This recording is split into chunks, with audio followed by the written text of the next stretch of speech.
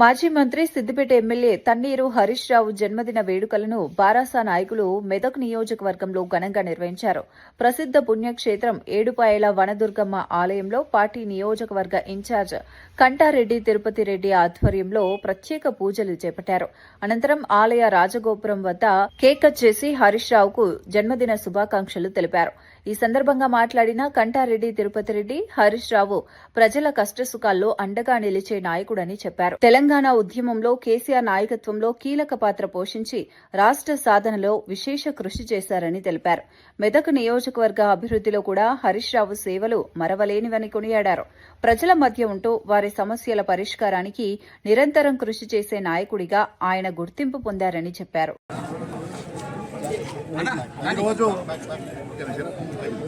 ఈరోజు మన మాజీ మంత్రివర్యులు సిద్దిపేట ఎమ్మెల్యే హరీష్ అన్న గారి 54వ జన్మదినాన్ని పురస్కరించుకొని ఏడుపాయల దేవస్థానంలో అమ్మవారికి ప్రత్యేక పూజ నిర్వహించడం జరిగింది.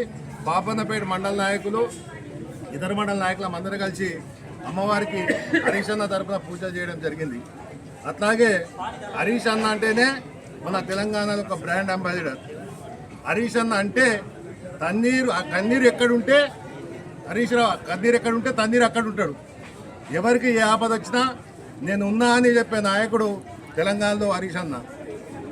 యావత్ తెలంగాణలో ఎక్కడ ఏ ఆపద వచ్చినా మొట్టమొదట ఉండే వ్యక్తే మన హరీష్ అన్న.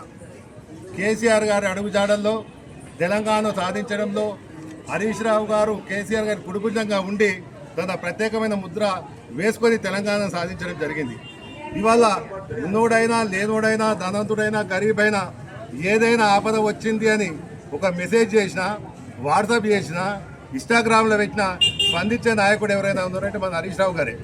అలాంటి నాయకుడు మన మెదక్ జిల్లాలో ఉండడం, మనకు నాయకుడిగా ఉండడం మనందరికీ. ఇవాళ హరీష్ రావు గారు మాకు ఏదైతే సూచనలు సలహాలు ఇస్తారో మా మెదక్ నియోజకవర్గం తరఫున తప్పకుండా హరీష్ రావు గారి బాటలో నడుచుకుంటూ పార్టీ బలోపేతానికి మేము అందరం కలిసి కృషి చేస్తామని చెప్పి అమ్మవారి ముందు చెప్తా ఉన్నాం.